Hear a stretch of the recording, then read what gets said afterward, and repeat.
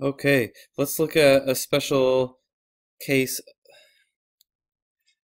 All right, now let's talk a little bit about the weird cases with three equations with three variables in a system.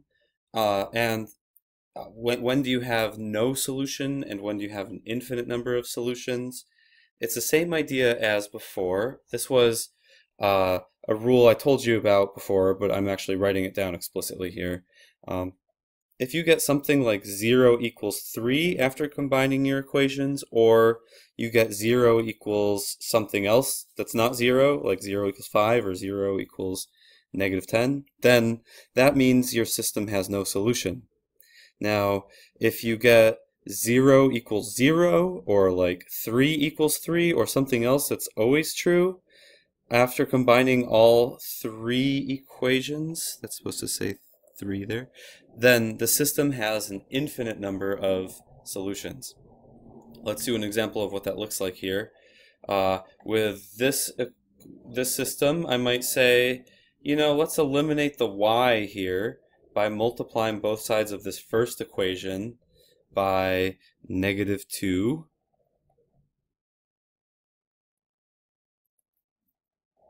And when you distribute that -2 into this, you'll get -6x minus 2y plus 4z equals -2.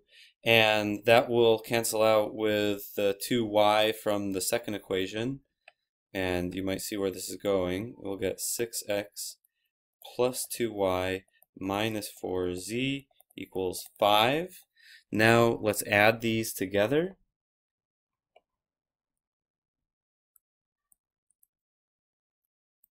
And you see you get -6x plus 6x is 0. X plus 0y there plus 0z equals -2 plus 5 is 3. And so in other words, this says 0 equals 3. And of course there's no value of x, y, or z that will actually make 0 equal to 3, so that means there's no solution. Now let's look at part B here.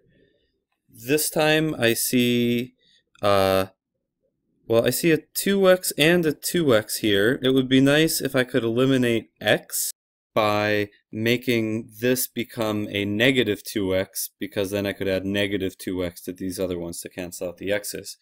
So let's multiply both sides of this first equation by 2, which makes this become -2x plus 6y minus 2z equals -4.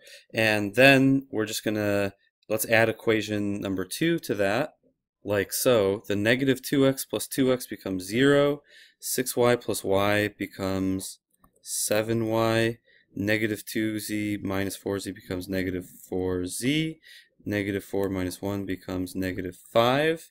And so now we've got one equation with with y and z in it. Now we can get another equation with y and z in it by using this version from equation number 1 here.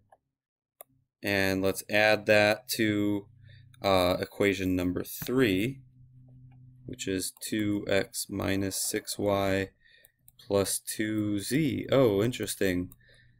So you can see that when everything cancels out, you just end up with 0 equals 0. And now if you get that after using all three of your equations, that means that there's an infinite number of solutions.